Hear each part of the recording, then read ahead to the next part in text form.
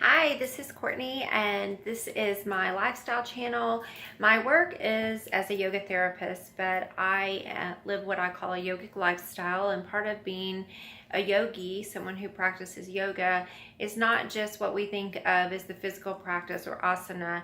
It is also the way in which you conduct and live your life. And so part of that is the ethical principles, the way you are to others and the way you are with yourself. And that can really be seen in so many areas of your life. But specifically for me, it's about contentment, finding joy, but doing less harm in the process. So today I wanted to talk about, that does connect my yoga with my lifestyle of frugality and financial independence. But what is resourcefulness? Because I see people who are in similar situations that I have been over in my life, especially like I've been moving and selling a lot of things, and a lot of people have come to me with, I'm trying to think of a way to word this. They'll be like, I'm a single parent, or I have a disabled child, or I have a disabled relative. And I've been there. I was a single parent for 6 years, and I have a disabled child that I support. And so, I get kind of on the defensive a little bit because of that, because I have worked so hard and on my own to get and be resourceful to be able to get by. And then once we got to a point where we were able to get past that, having more money to do the things we need to do, like buying a house, building a house. So what I want to talk to you today about some of my experiences in being resourceful and what does resourcefulness look like. And so here are some examples. Driving and transportation. If you are not able to drive or do not have a car, and you may not know this, but at least 30% of Americans are not able to drive a car. And that can be because they've lost their license, they have a disability. There are many reasons. They don't have the funds. They choose not to drive. They choose public transportation. So there are ways and things that you have to choose. Now, I'm going to talk about my disabled son. My son is I have 4 kids, 6 bonus kids. I just got married, so I have 2 kids total, or 2 bonus kids, 6 in total. My son is we're going to try to learn how to drive. I don't know if he can. He is partially blind in one eye. But for now, he needs to move. He's moving today to his dad's in town to live part-time until he goes to school, the school for people with disabilities, where he will be closer to a bus line. So you have to think about where you live in relation to what your needs are, if that's possible. That is why there are bus lines so close to places in town that have housing and things like that. So using public transportation, finding work where and near your transportation is, Ubering, ride sharing, public transportation, walking, bicycling. So those are all alternatives to driving if you need to drive. And it doesn't have to be forever. It can be a short-term situation. All of my children, except for the oldest, all drive like 20-year-old cars. They would get their tax return, or they might get some money for something like a financial aid reimbursement check, and then they would go buy like a $1,200 to $2,000 car.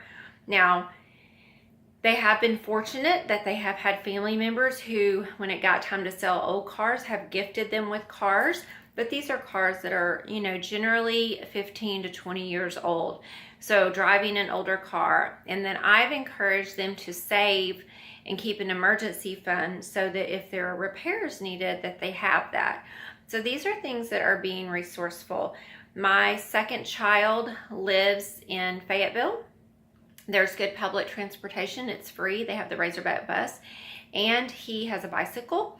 For many, many months, when his van broke down, he rode a bicycle 3 miles to and from work every day. Does that scare me? Yes, it scares me. But that is a very resourceful way to be.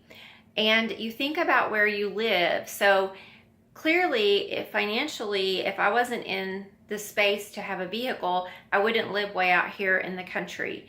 I could go and replace my vehicle tomorrow if I needed to, maybe not with a brand new car, but I could fix it or replace it if I had to. I have an economical car that gets good gas mileage.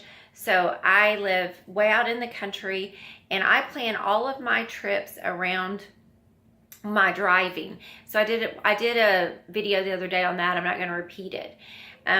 So living in a place that works for your needs, driving and transportation, thinking of alternate modes of transportation in relation to where you work.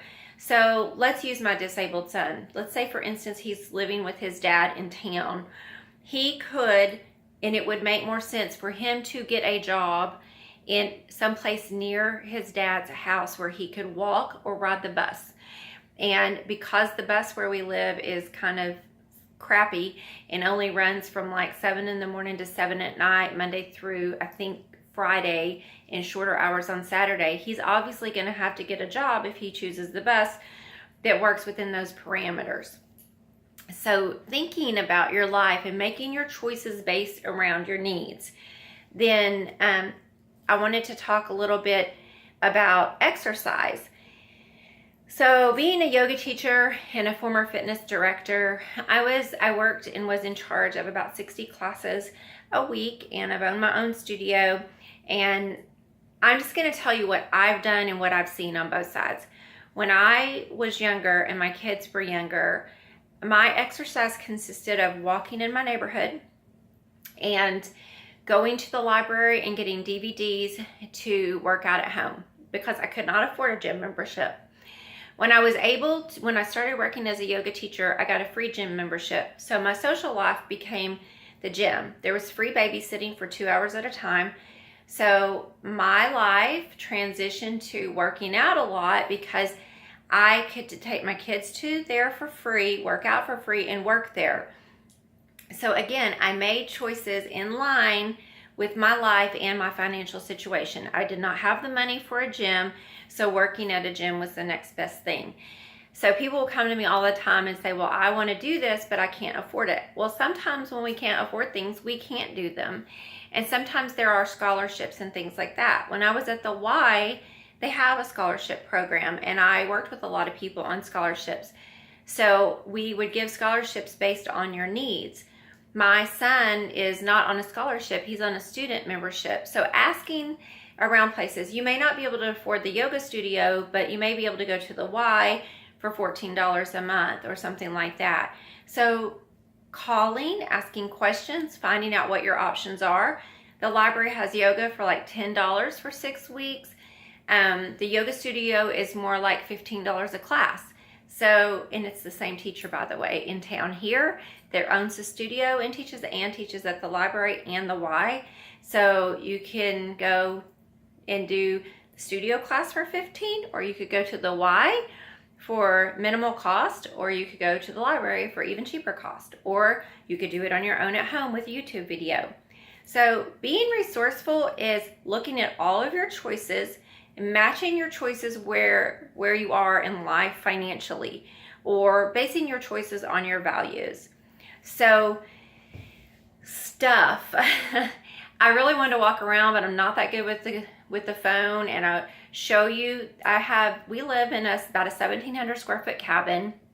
We saved and got out of debt and saved money for the down payment on this cabin, and we have quite a bit of equity in it because as we worked, we paid for things as we could. Like I would work and do a job and buy a dishwasher, things like that. So we have quite a bit of money in our cabin. But I started thinking about it today. I was sending my husband a link to a chair online that he's been looking for $50, where brand new that chair would have cost about $1,000.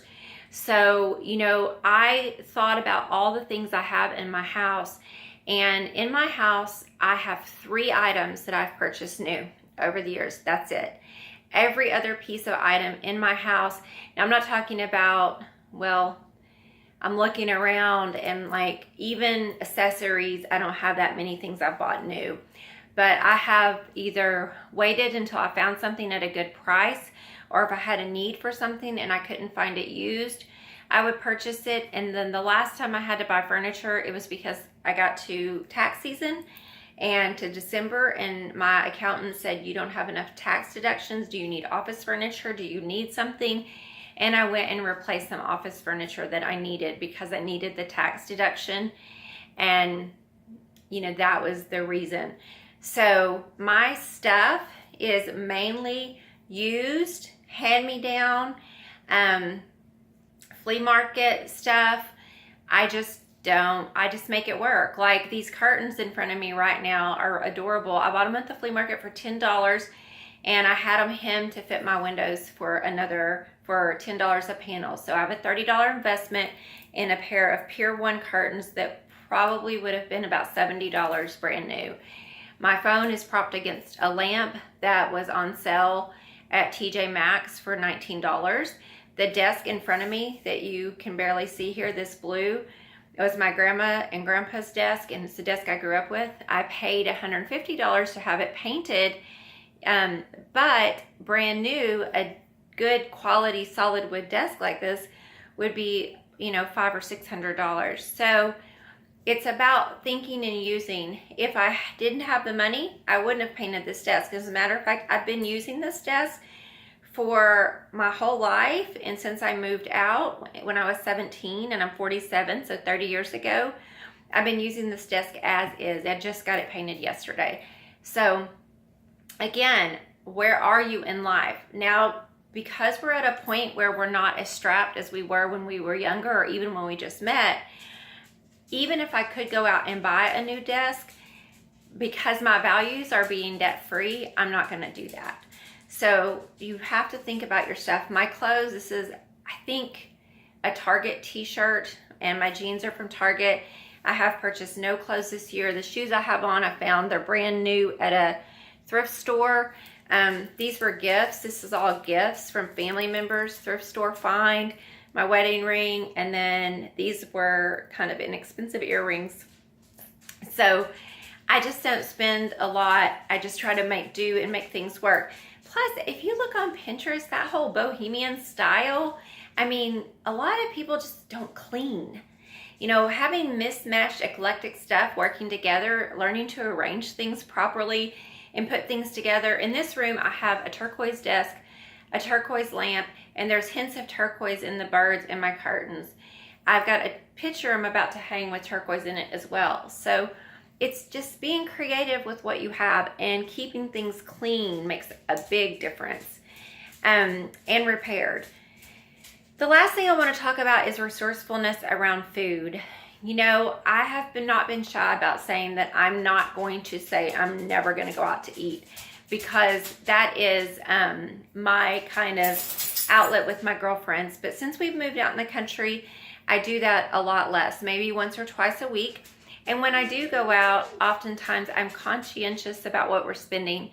My husband and I were working late, and we both ended up in town about 30 miles away the other night. We wouldn't have been home till 9 o'clock. So we met at a restaurant, we shared an entree, and we both had something to drink, which normally in hindsight we would have drank water. Because we're in the middle of moving, we've been out late, it's been hard even to get home in time to eat. So last night we also went out, which is rare for us to do that twice. And we just ordered the special with water, and it was less than the other night when we went out and shared an entree. So, you know, just being mindful about your food spending. Today, I purposely planned to come home for lunch. Yesterday, I packed my lunch. I will batch cook again this weekend. I will cook up a bunch of different items. I've planned my schedule today around making dinner, because we got free tickets to a musical concert tonight, and we're going to go to that, but we're going to eat dinner at home. So pre-planning, thinking about your spending. When I was quite a bit poorer, early on when my children were little and I was in college, we had no money. I mean, to broke isn't even. We often had a $25 budget. We were on WIC, Women, Infant, and Children Subsidy. And so my kids were on Medicaid. I had 3 kids. I was in college. My ex-husband was in college. And that WIC provided us with about $125 every 2 weeks, I think, in groceries. So I got all the recipes from the Department of Human Services. I learned to make all of those recipes out of that WIC stuff. They gave us dried beans. I learned to make bean dip. I learned to make pots of beans. I learned to make bean burritos. Yeah, I learned how to make everything with beans. Tostados with beans. So I always have tried to make do with what I have and to think creatively. And that's what resourcefulness is. It's about being creative, but in a way that matches your values. So, you know, the other thing with food is meal planning is huge. I'm not a big coupon shopper because I don't eat a lot of processed foods. I do use the ones I get from Kroger, or the specific ones where I would be buying stuff anyway. Like if I get a coupon for spinach that I buy anyway, I'll use that. And I know coupon codes are really big with some people. I just haven't taken the time to do that because I work so much.